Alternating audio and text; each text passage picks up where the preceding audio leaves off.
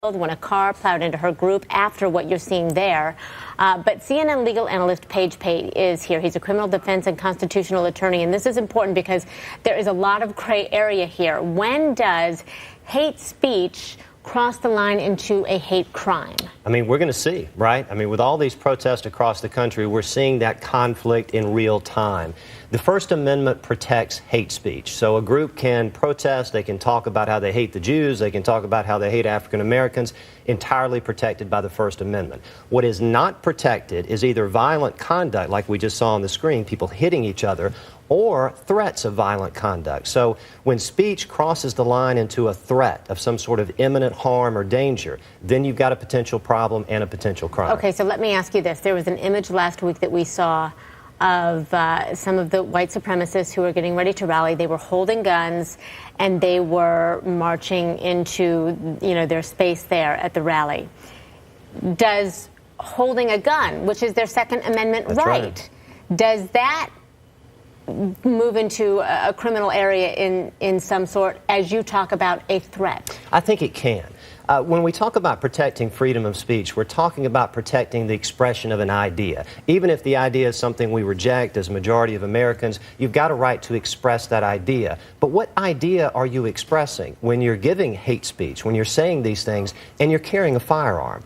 Are you really expressing a threat to the individuals around you who may disagree with your ideas? So if what you're doing is threatening people, either directly or indirectly, that can possibly be a crime. It's not something the Supreme Court has looked at before. They've protected cross burners, they've protected flag burners, but when someone has a firearm and at least says words that indicate they're willing to use that firearm at that location at that time, that can be a crime. That's something different. It's interesting because the mayor of Boston had stated yesterday in a press conference he didn't want to approve this and give this 2-hour permit, but by law he had to. That's right.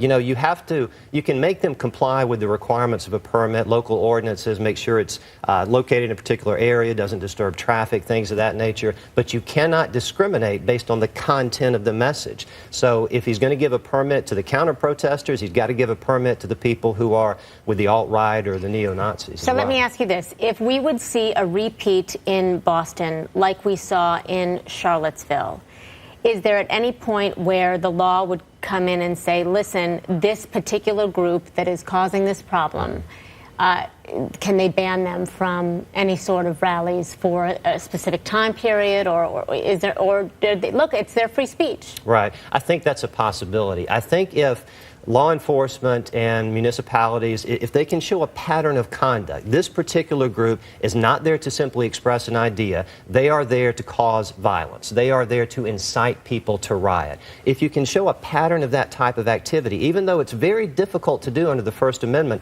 because you're stopping speech before it happens, and that is always frowned upon by the Supreme Court. But if you can show one particular group is really bent on violence, bent on threatening people, and causing the type of problem that we saw in Charlottesville, then yes, I think a law that's tailored to that type of activity would pass constitutional muster. All right. Pate, always appreciate, your insight in all of this. Thank you. Thank you, Krista. Victor?